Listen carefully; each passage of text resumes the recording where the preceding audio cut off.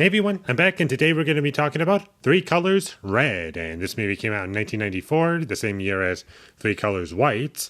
And I enjoyed this one just like the rest of them. I do think out of this trilogy, I think White might be my favorite. But I'll have to watch all these again. And I do feel as though the experience with this one, like Blue and White, was very different from the other two. And I just felt as though this movie did enough that made it stand out and was unique and different. And this one was like a drama focused on other characters. And it has very little to tie into Blue and White, much like what White did. And I don't feel as though that's necessarily a bad thing. It kind of reminds me, now that I think about it, it makes me think about the Man with No Name trilogy, where you don't have to say that they're all connected and part of the same universe. And I know that they're, like, from an actual official standpoint, no, they're not connected at all in terms of the universe. But you can make some fun ideas that, like, yeah, these are connected in some way. But in this trilogy, it's a lot more official, I feel.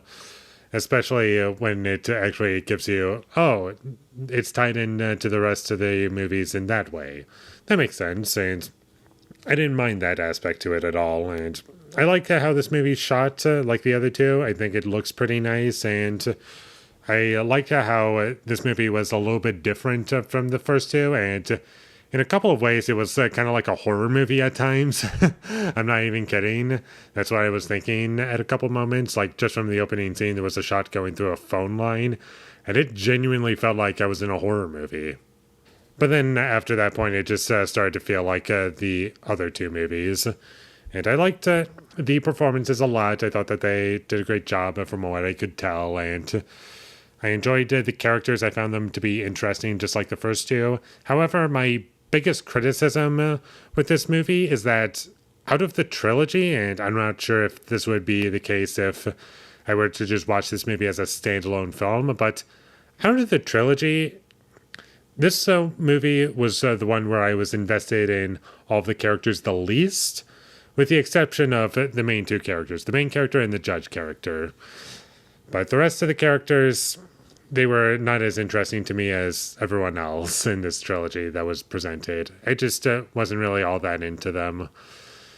And I'm not sure why exactly, but it just felt as though these things are here, and I don't mind that they're here, but I would much rather be focused on something else, like those two main characters. They're the best part of the movie for me, as far as characters go, and I like the dog and how that plays into the story, and I did also feel as though this movie had a good sense of pacing. I wasn't bored, and I do feel as though the movie ended pretty strong, and there were some scenes where I genuinely felt as though they were going on for a long time with just the main two characters talking, but those were some of the best scenes for me, and I really loved them, and if the whole movie was just those two talking, I would have loved this movie a lot more, probably.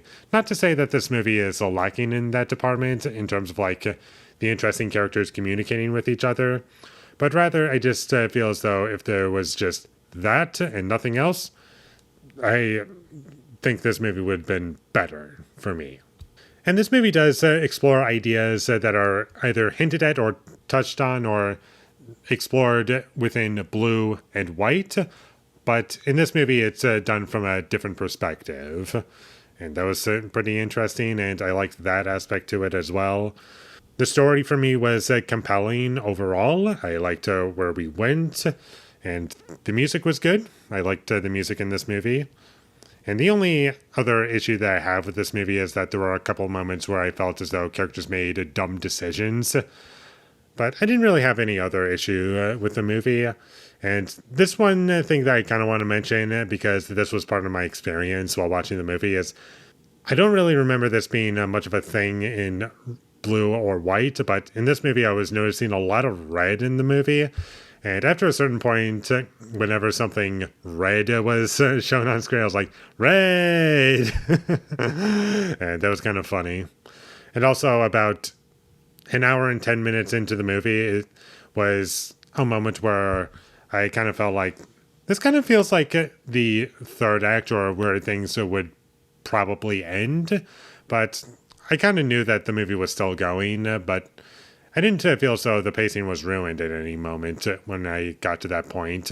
I was just feeling like, yeah, this is a little different in terms of the structure. And there's lots of things that this movie goes through, and I love the nice character arc that's in this movie. Without spoiling anything, obviously. There were some things that the movie did that left me thinking after watching it. And overall, I enjoyed this one. I'm not sure if it's my least favorite or not. I'll have to rewatch this trilogy for sure to have a better understanding of where my opinion really sits on all three of these movies in terms of which one's my favorite, which one's my least favorite. But I'd be willing to watch this trilogy again. I thoroughly enjoyed these movies, and I would definitely recommend that you watch all three of them. Doesn't have to necessarily be in order, I feel, but there's nothing wrong with watching all three of these movies in order, that being blue, white, and then red. So, really good movies.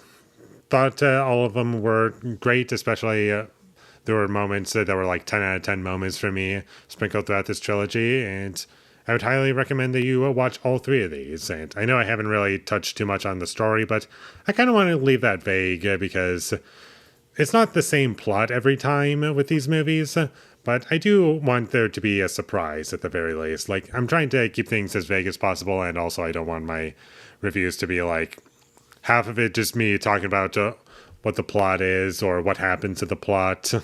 So I just want this to be like my thoughts, get right into it, and that's what it is. So anyways, I'm kind of rambling a little bit. Check out this movie whenever you get the chance, and with all that being said, I'm going to give Three Colors Red an 8 out of 10. And also for anyone who's curious, these movies are currently on HBO Max, so it should be pretty easy for you to find. Thank you for watching my videos as always. If you enjoyed this review, be sure to leave a like and comment down below what you thought of Three Colors Red, and my social media links, they will all be in the description, so follow me there. And last but not least, subscribe to be a part of Foley Nation, and I'll see you when I get my next review up, and that is going to be for From Dusk Till Dawn. Never seen it before, but I've always wanted to see it, and I've heard good things, so look forward to that. But until I get that up, thank you for watching, and have a great day.